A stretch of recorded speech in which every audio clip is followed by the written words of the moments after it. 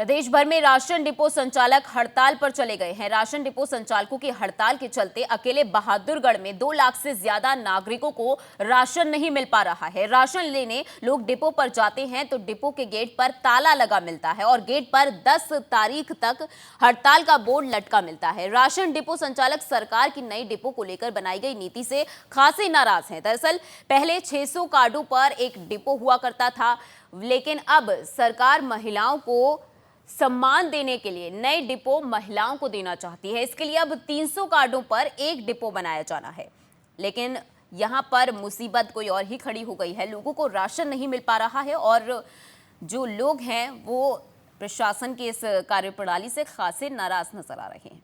हड़ताल ये है, कुछ नाजायज चीजें थोपी गई हमारे ऊपर।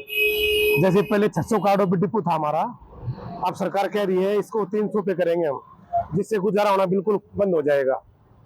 थोड़ा गेहूं हो जाएगा, थोड़ा कमीशन रह जाएगा। और दूसरा, हमारा राशन समय पर नहीं आता डिपो पर।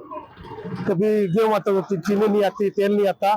एक समय पर हमारा राशन पहुंचा जाए डिपो पर, ताकि हम परेशानी ना हो बांटने में।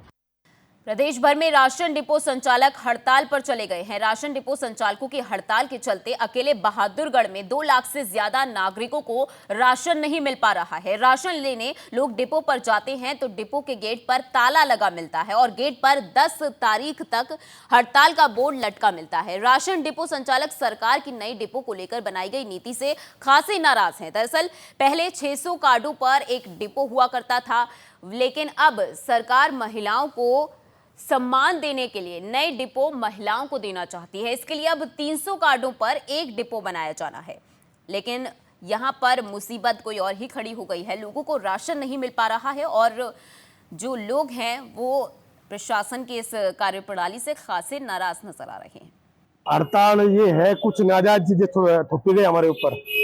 जैसे पहले 600 कार्डों पे डिपो था हमारा, अब सरकार कह रही है इसको 300 पे करेंगे हम, जिससे गुजारा होना बिल्कुल बंद हो जाएगा। थोड़ा गेहूं हो जाएगा, थोड़ा कमीशन रह जाएगा। और दूसरा, हमारा राशन समय पर नहीं आता डिपो पर। कभी गेहूं आता तो चीनी नहीं आती, तेल नहीं आता।